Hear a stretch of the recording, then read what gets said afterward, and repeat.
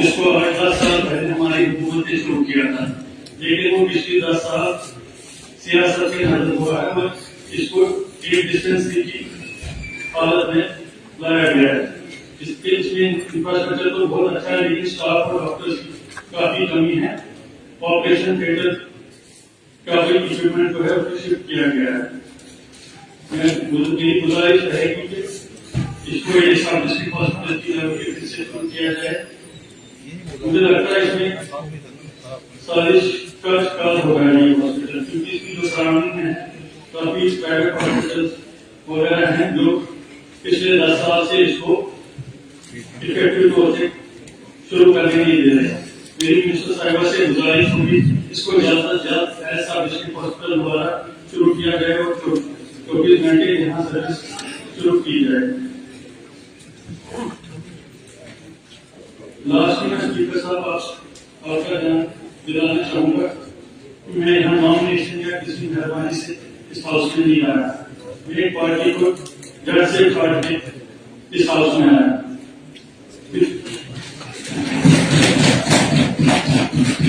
पिछले 7 दिन से मैंने सवाल दिए और मेरा एक भी सवाल इस हाउस में 10 दिन में उठाया नहीं। मैं उम्मीद करता हूँ इंशाल्लाह नेक्स्ट कुछ दिनों में मेरे सवाल आए जाएंगे। शुक्रिया।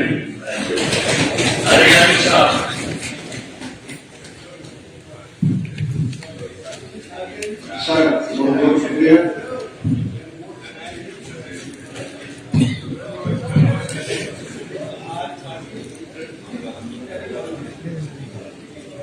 मुझे टाइम मिला, मैं कल मंच पर बोल न सका। कुछ बातें थी एजुकेशन के बारे में, हेल्थ केयर सिस्टम के बारे में, लेकिन इतना जरूर कहूंगा कि जहां तक एजुकेशन का ताल्लुक है, सबसे पहले ये कि हमारे honourable minister fees doing whatever is possible not really okay, लेकिन मैं कुछ और मसाइल की तरफ तवज्जो दिलाना चाहूंगा पूरे हाउस का। वो ये कि कल एजुकेशन के बारे में ये जिक्र आया था कि न्यू एजुकेशन पॉलिसी को जम्मू कश्मीर में सरगर्मी से जारी रखा जाएगा, मजबूत किया जाएगा। I have a different views on that subject. वो ये कि मैं जब यहाँ की हिस्ट्री पर जा रहा हूँ सर, क्या जब आप देख लेंगे क्या जम्मू कश्मीर की हिस्ट्री सून आफ्टर इंडिपेंडेंस जब शेर साहब थे, तब आप नया मैनिफेस्टो को देख लीजिए। वहाँ एजुकेशन और हेल्थ के बारे में क्या तज़किरा है। एजुकेशन के बारे में यूनिवर्सल एजुकेशन का वादा किया गया था, जब कभी जिक्र भी नहीं था पूरे मुल्क में, बस यूनिवर्सल एजुकेशन था यहाँ था। और हेल्थ केयर सिस्टम के बारे में भी हर 4 स्टेप पर गरीब से गरीब बीमार के लिए कुछ रास्ता ढूंढा जाएगा। आज एजुकेशन का क्या हाल है पूरे मुल्क में, नाराज न हो जाए मेरे दोस्त। नई एजुकेशन पॉलिसी में ये भी मेरी तरह ही है आंसर। गरीब तबका हमारे मुल्क का आज भी जब हम कहते हैं दौलत के अंबार है हमारे मुल्क में, और पिछले 10 साल में ये तरक्की हुई है, उससे पहले साउथ इंडियन से आपको सब तक वो तहरात हुई है। दौलत है, दौलत के अंबार है, जमा हो रहे हैं कुछ खानदानों के पास। और जहाँ तक जीडीपी का ताल्लुक है, वो जीडीपी घट रहा है। जहाँ तक जो लोअर सेक्टर है हमारी आबादी का बड़ा हिस्सा, उनके पास परचेजिंग पावर घट रहा है। और बजट की खासियत ये होती है कि डिमांड को जनरेट किया जाए, तब जाकर हम उस बजट को प्रोग्रेसिव मान सकते हैं। लेकिन इन सेक्टर्स में इन्वेस्टमेंट हो जाता, पैसा रखा जाता, तो अगर बात करें कि जहाँ तक एजुकेशन का ताल्लुक है, हमारे मुल्क में फ्री एजुकेशन ने बहुत ज्यादा तरक्की की है, बड़ी बड़ी universities, college and all that, बड़े बड़े महानेता पैदा हुए हैं, historians in the field of technology, science, वाकई टेक्नोलॉजी। लेकिन जब से ये एजुकेशन पॉलिसी, उसके 3 सी है, three C. 1 commercialisation, that is privatisation, पैसा कमाना, एजुकेशन को टूल बनाना पैसा कमाने के लिए, मार्केटेबल। और दूसरा सेंट्रलाइजेशन, वो भी आपने सुना होगा, यूजीसी ने एक सर्कुलर ऑर्डर निकाला है, अब आपके वाइस चांसलर जो है हर स्टेट के, वो दिल्ली वाले ही मुंतखब कर लेंगे। आप जम्मू कश्मीर का या बाकी यूटीज का या स्टेट्स का वो दर्जा नहीं है, जो एजुकेशन जो कि कंसर्न सब्जेक्ट था, स्टेट सब्जेक्ट था, अब वो सेंट्रलाइज हो रहा है। वाइस चांसलर भी नॉमिनेटेड फ्रॉम यूनियन गवर्नमेंट। तीसरी बात जो है, वो सबसे ज्यादा अच्छा नहीं लगता है मुझे, वो ये है कि जहां तक एजुकेशन का, एजुकेशन उस वक्त मदरसे हुआ करते थे, आज आज नए जमाने के एजुकेशनल इंस्टीट्यूशन है। वहां सवाल था कि रीजनिंग जो कंज्यूम हुआ हिस्सा, तहकीक, वो उनसे हमारे बच्चे इक्विप हो जाए उस तालीम से। Discussion, debate and reason, scientific temperament. और आज जहां तक हिस्ट्री का ताल्लुक है, उसको अपसाइड डाउन किया जा रहा है। अगर आप मुझे बताएंगे कि मौजूदा रिजीम जो गवर्नमेंट ऑफ इंडिया चला रही है पिछले 10 साल से, पार्टी बड़ी पार्टी है, नो डाउट अबाउट दैट, उनके लीडरशिप बहुत ज्यादा उनका दर्जा ऊंचा हो गया है। लेकिन मेरा कहने का मतलब ये है कि हमारे मुल्क में जो तलीमी निज़ाम है, जो उसमें हिस्ट्री है, आज काया पलट दी जा रही, जो पाया था वो भी आप खो रहे हैं। और यही वजह है कि आज बनाना है नॉन इश्यूज का। कोई बादशाह था, वो बादशाह ही था, बादशाह कभी नेक दिल, राम दिल वगैरह वगैरह ये अल्फाज मेरे ख्याल में मुनासिब नहीं है। बादशाह है, चाहे वो कश्मीर का बादशाह हो, जम्मू का बादशाह हो, या दिल्ली का हो, या काबुल का हो, या नॉर्थ का हो। My history is not a history of kings, autocrats. My history is the history of the people. और उस पीपल में क्या है यार, इस पीपल में ये नहीं है जात कौन डोगरा, कौन कश्मीरी, कौन पंजाबी, कौन मलयालम वगैरह वगैरह, कौन मुसलमान, कौन हिंदू। लेकिन now the history, the process of knowledge itself gets impacted by this virus of colonialism. अब पहले हम क्या वाला सवाल है कि मैं सिर्फ क्या कहूंगा, अभी चैलेंज है आपके सामने, इस सरकार के सामने। 7 साल, 8 साल, 10 साल को रहा सिलसिला, पूरे मुल्क में भी और यहाँ पर भी। अब उसके अंदर रहकर रिफॉर्म्स कैसे लाए जाए।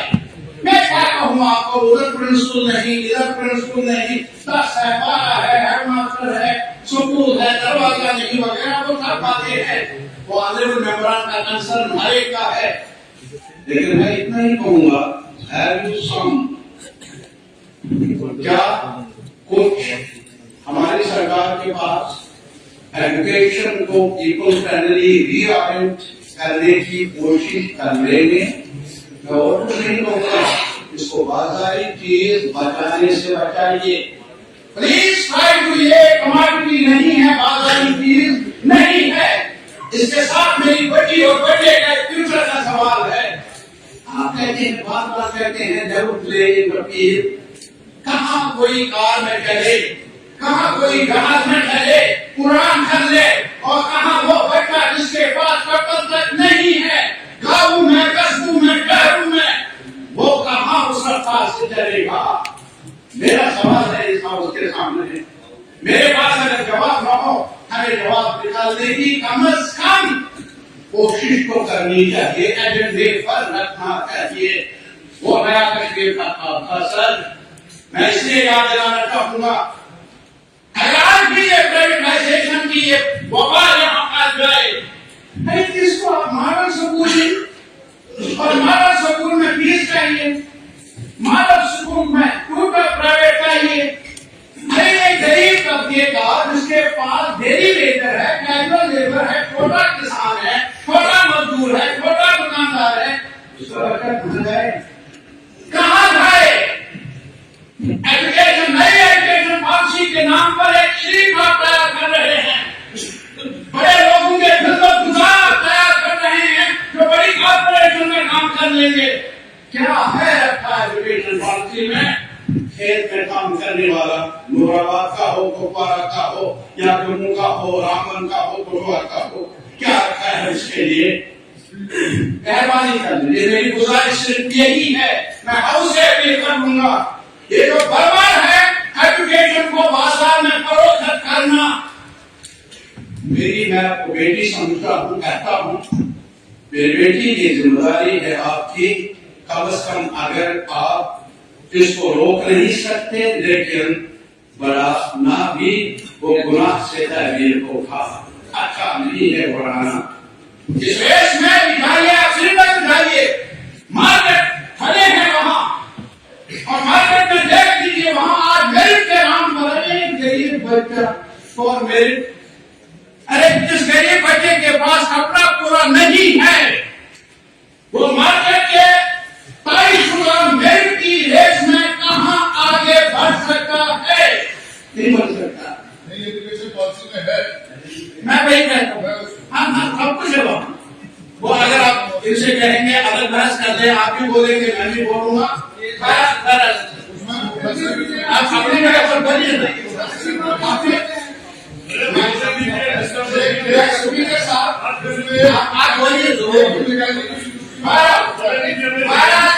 यहाँ तक यूनिवर्सिटी में पहले हाल क्या बनाया नई एजुकेशन पॉलिसी ने, ऐसा आज भी हम सब कमेटी मुकर्रर कर लीजिए, हम वहां जाए, सेंट्रल यूनिवर्सिटी ऑफ कश्मीर जाए, क्या हाल है वहां के एकेडमिशियन से पूछ लीजिए।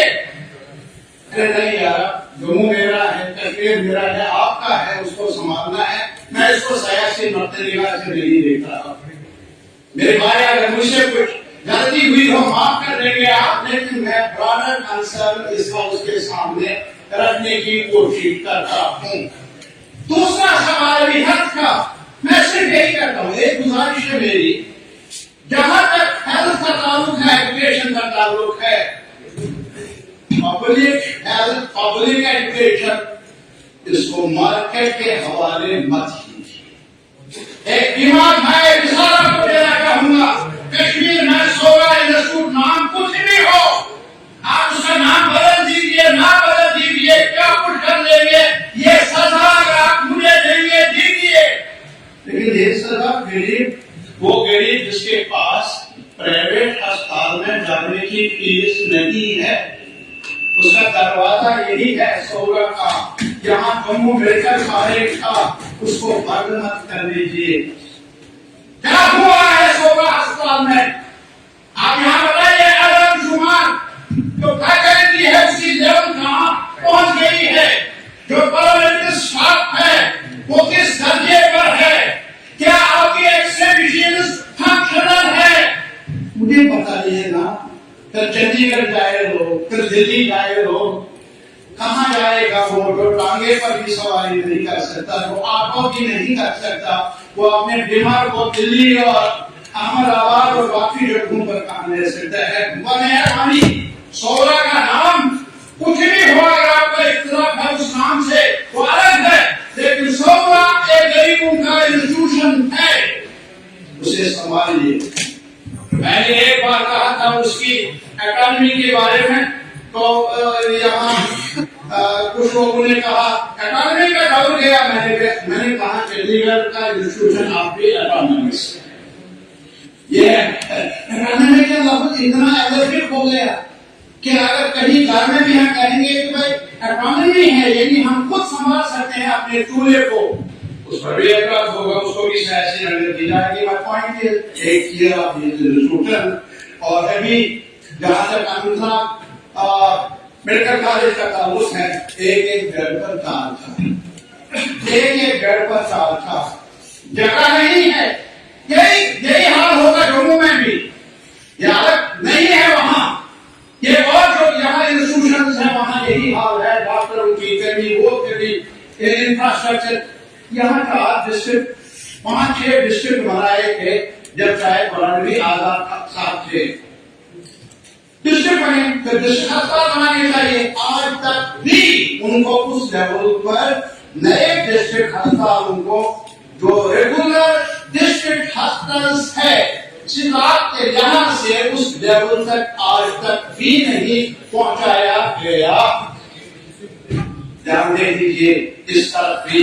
और इसके अलावा मेरी ये गुजारिश है, खासतौर पर मैंने अनंतनाग कॉलेज में कुछ जमातें पढ़ी हैं, उसका 1950 में शुरू हुआ था, 1950 में, और उसको एक डीम्ड यूनिवर्सिटी का स्टेटस मिले, मेरे ख्याल में वो मुनासिब होगा। ये मेरी गुजारिश है, कंसिडर कर लीजिए कितना हो सकता है कितना नहीं। और इसके अलावा जहां तक सोशल वेलफेयर का ताल्लुक है और एनएचएम का ताल्लुक, माशाअल्लाह एनएचएम लड़ाइयां लड़े जब हमारी आप सरकार में थे, आप भी सरकार में थे, एनएचएम थे हमारे भाई बहन, उनके साथ क्या लाठीचार्ज भी हुआ, सब कुछ हुआ। आज तक भी आप कुछ कर सकते हैं स्टेट के लेवल पर, सेंट्रल स्कीम है नो डाउट, क्या कुछ कर सकते हैं आप? अगर हो सकता है तो मेहरबानी कर लीजिए। आशा वर्कर्स 3,000-4,000 रुपए पर मेरे बताइए, जब में जाना होगा, रात के वक्त दिन के वक्त भी उनको बुलाया जाता था है। लेकिन उनके लिए कुछ सोचिए, मैंने दोनों चीजें कही, इधर का भी ख्याल रखा और इधर क्या कर लो, इधर का भी ख्याल सोशल वेलफेयर का काम है। वेंटिलेटर की बात कल बहुत ज्यादा यहाँ चर्चा हुआ और जायज है वो चर्चा, और फिर कमेटी भी बनी। लेकिन इतना मैं जरूर कहूंगा, उन पर लाठीचार्ज जो हुआ, केस दर्ज हुए हैं, नौकरी मिली नहीं, वेतन में इजाफा नहीं हुआ, मिनिमम वेजेस हमारे जम्मू कश्मीर के casual labour, daily Vaser, need based ad hoc को मिले नहीं उस सतह पर जिस सतह पर लद्दाख में इस वक्त अवेलेबल है फॉर दोज वर्कर्स। टुडे मैं ये कहना चाहता था कल ऑनरेबल चीफ मिनिस्टर से, कुछ होगा नहीं होगा, दिल्ली में देख लीजिए यूनियन गवर्नमेंट के दायरे में जो इंस्टीट्यूशन है वहां क्या है और यहां क्या है, और फिर हमारे लद्दाख में क्या है। अगर आप दिल्ली की लेवल पर नहीं ला सकते, हालांकि इंटीग्रेशन का तकाजा है, हमें कम से कम मिनिमम वेजेस के नाम को लेकर उस लेवल पर लाना चाहिए था। अगर ऐसा नहीं हो सकता, लेकिन कम से कम लद्दाखी लेवल पर लाना जरूरी है। आप प्रोग्राम में उन्होंने मुझे कहा है कि आपके नोट्स में आए वो जो डिसेबल है या स्पेशली एबल कहा जाता है, इजाफा हुआ है कुछ, नो डाउट अबाउट है, लेकिन उनका कहना है बहुत कम है, बहुत करीब है, कुछ करना होगा उस बारे में। ये मेरी गुजारिश है। आखिर में मैं यही गुजारिश कर दूंगा, मेरे भाई हमारे अलग अलग सियासी विचार है वो अपनी जगह, लेकिन हम सब इलेक्टेड रिप्रेजेंटेटिव्स हैं, कुछ मामला पर हमें एक साथ मिलकर कोशिश करनी होगी ताकि हमारे जम्मू कश्मीर के लोगों को कुछ राहत मिले। Thank you very much. Surendra नाथ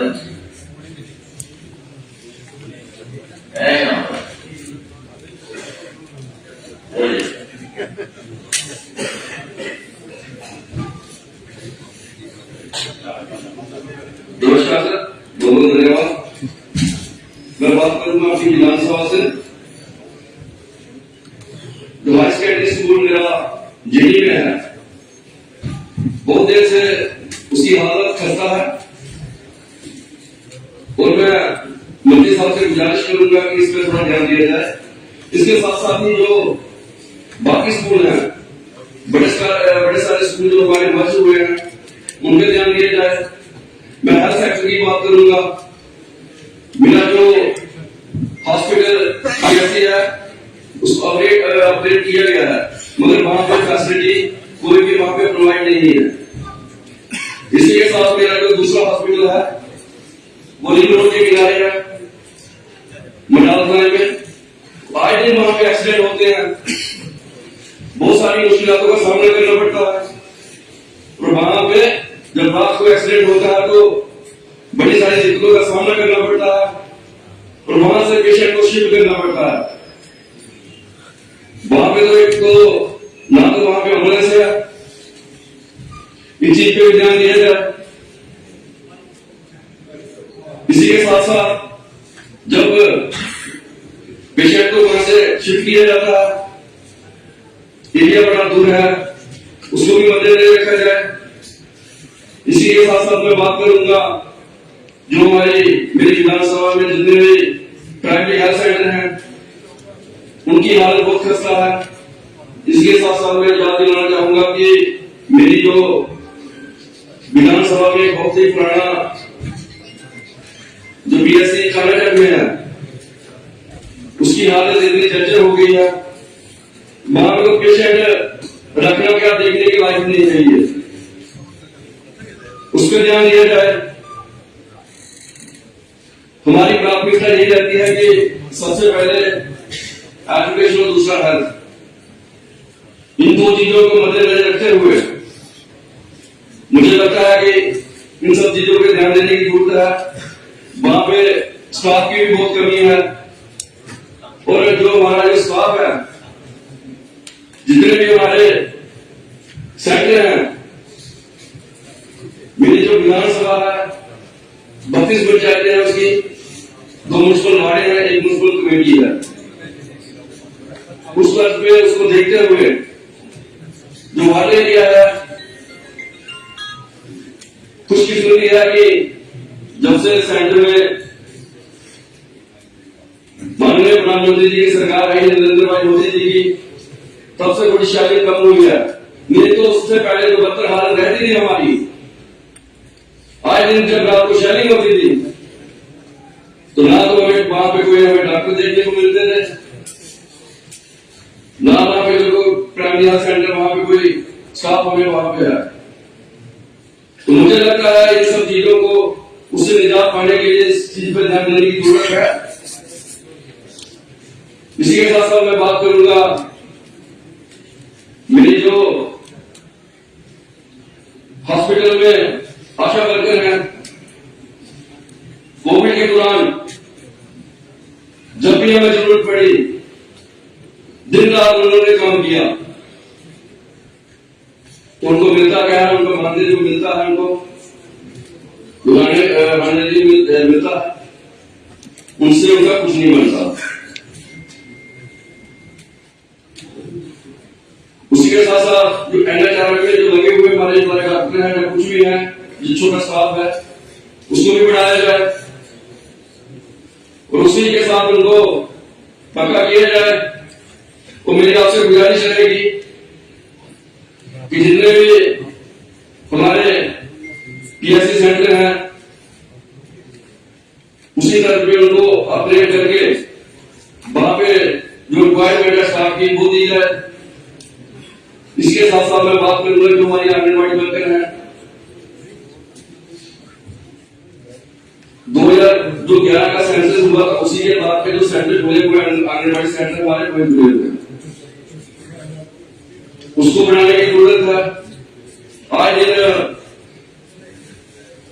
मैं अपना एक्सपीरियंस शेयर करूंगा। 2011 में मैंने पंचायत का चुनाव लड़ा था, उसके बाद 18 में दोबारा पंचायत का चुनाव लड़के 19 में ब्लॉक प्रेसिडेंट कौंसिल में चेयरपर्सन बना। उसके बाद अब मुझे अपनी विधानसभा के लोगों ने मुझे चुनने से यहाँ पे भेजा है, तो लोगों की बड़ी सारी अपेक्षा है। तो मेरी आपसे गुजारिश है कि जो जहाँ से जो प्रयाटी आती है, जो आंगनबाड़ी सेंटर जो आगे भी खोले जाए, उस पर ध्यान देने की जरूरत है। इसी के साथ साथ मैं बात करूंगा मेरी जो हमारी विधानसभा है फार्मिंग के रिलेटेड एग्रीकल्चर एरिया हमारा। इसी के साथ साथ मैं बात करूंगा कि जितने भी हमारे जो स्कूल जो मर्ज हुए हैं उसकी जो बिल्डिंगें पड़ी हुई हैं उनको यूटिलाइज किया जाए। वो आज की डेट में आज देखें वो सारी खंडन हो रही है। गवर्नमेंट की प्रॉपर्टी है उसको कैसे संभाला जाए। मैं गुजारिश करूंगा हमारे मंत्री साहबान से कि इस चीज पे थोड़ा ध्यान दें। इसी के साथ मैं अपनी वाणी को विराम दूं। ये मेरे पॉइंट है। Thank you.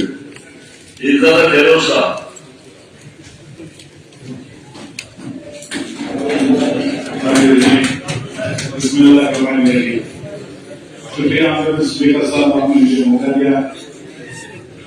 मैं पहली बार यहाँ खड़ा हुआ हूँ।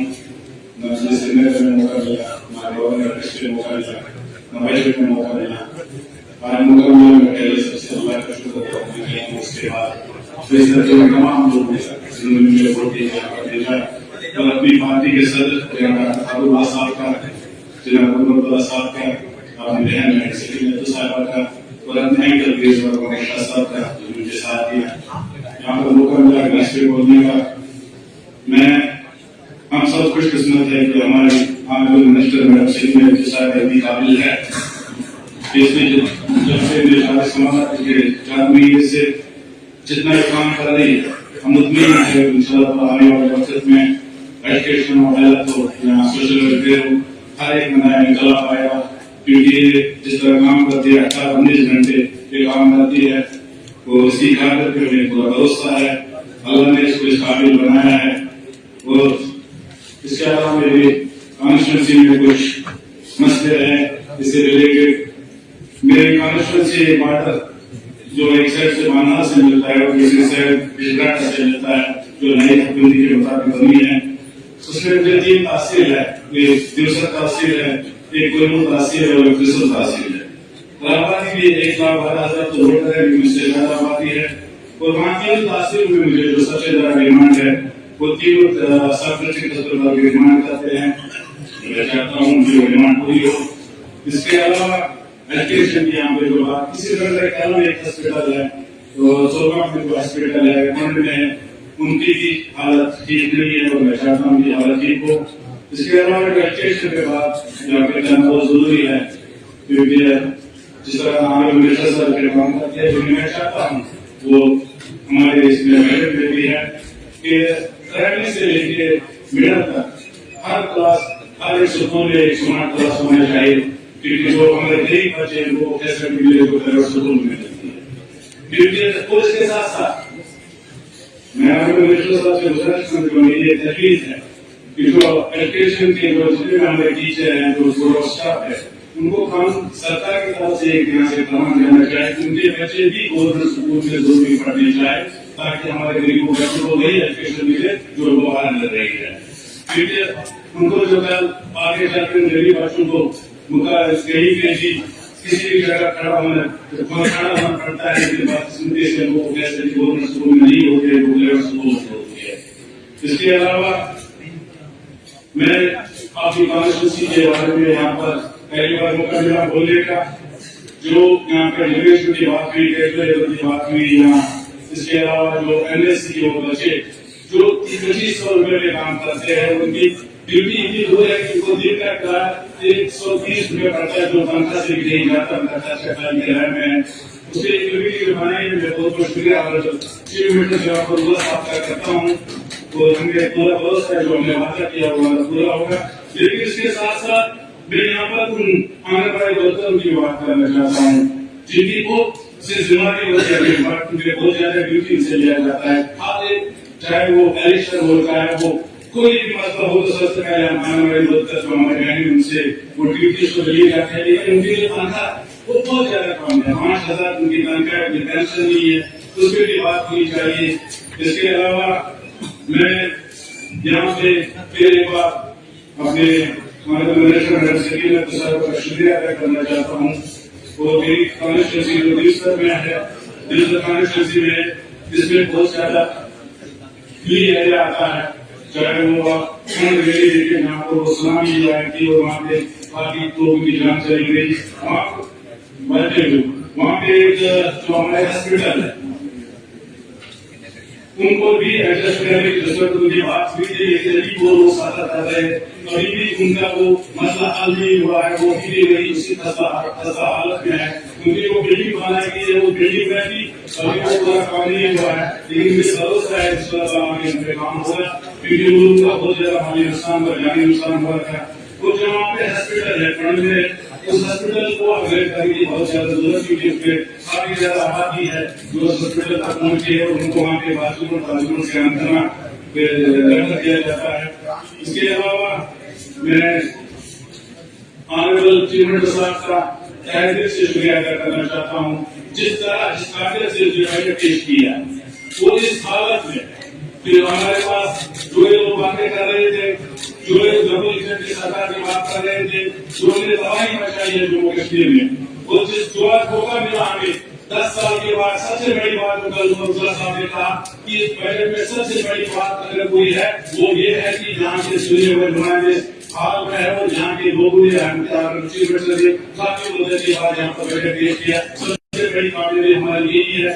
और इसके साथ साथ मैं तमाम दूसरे एक बार तमाम दूसरे लोगों का शुक्रिया अदा करना चाहता हूँ। उनकी आवाज को मैं उनकी आवाज उठाऊंगा, तो मेरे मैंने इससे पहले भी बात रखी, दोबारा बात करना चाहता हूँ। 3 नौजवान लड़के मेरे कॉन्स्टिट्यूंसी में पिछले 1 महीने से मिसिंग है, वो ऐसे खास के लिए मिले थे, वीरवादा पहुंचे उनका सूचना आ रहा है, लेकिन 3 महीने हुए वो ऐसी वजह से फॉलो करते हैं।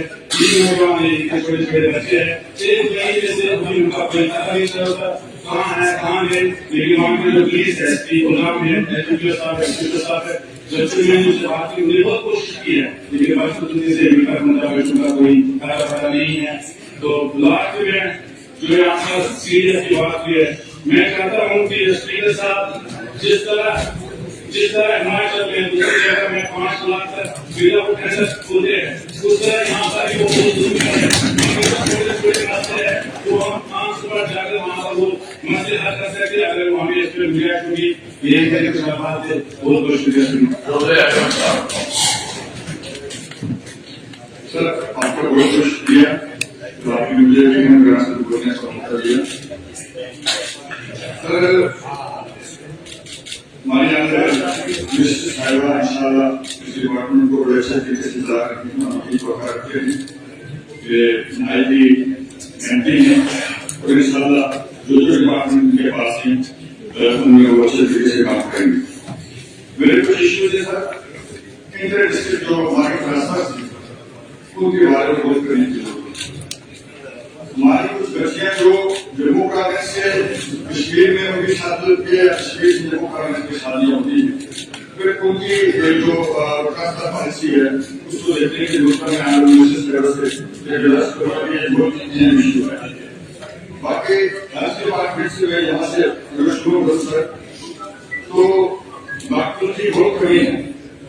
ऑनरेबल मिनिस्टर साहब ने कहा खुद है कि डॉक्टरों की सिलेक्शन हुई थी, वो ज्वाइन नहीं कर रहे, अगर वो ज्वाइन नहीं कर रहे तो सर फिर अस्पतालों का क्या हो गया, क्या होगा? तो क्या उनके लिए कोई पॉलिसी बनाई गई है कि जो डॉक्टर नहीं ज्वाइन हो रहे थे उनके खिलाफ प्रोटेक्शन किया जाए, या कोई एडवाइस दी जाए, या किसी अस्पताल में पेशी भी है उनका फैसिलिटी भी है, लेकिन होता है वहाँ कोई बात नहीं। इसलिए ये बहुत जरूरी इशू है। और मेरी जो मेरा जो अस्पताल है मेरी कंस्टिट्यूंसी का वो सब हॉस्पिटल मैं रिक्वेस्ट करता हूँ कि मुझे पिछले 6 महीने से एनेस्थीसिया का डॉक्टर वहाँ नहीं है। हमारे वहाँ 2 सेंटर हैं, लेकिन एनेस्थीसिया का डॉक्टर ना होने की वजह से हमारे लोगों के लिए जाना पड़ता है, डॉक्टर को जोड़ी भेजना पड़ता है।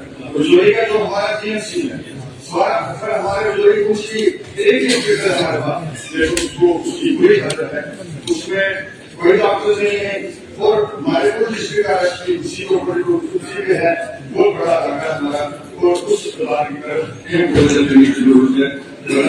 वो ऐसे अगर देंगे तो अस्पताल की फेलियर न हो जाए, इस तरह से हमारा सोना की हालत हो रही है, इस तरह की इसकी हालत भी न हो जाए। इसके बाद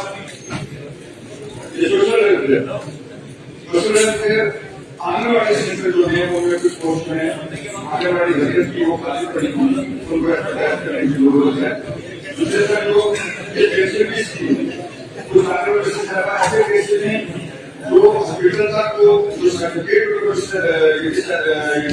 सर्टिफिकेट दी जाती है वहां पर नहीं पहुंच सकते। मेरी एक बिलीव है कि कोई डॉक्टर जो है वो खुद जाकर घर में ताकि उनको सर्टिफिकेट प्रोवाइड की जा सके आपको मिल जा सके। उसके बाद स्कूल का बहुत ही है बाकी आप सारा अच्छा काम करेंगे हमारे पुलिस को आपके साथ करेंगे। आजकल के स्कूल जो भी आप पेरेंट किए तो मैं आपकी बात करूँ।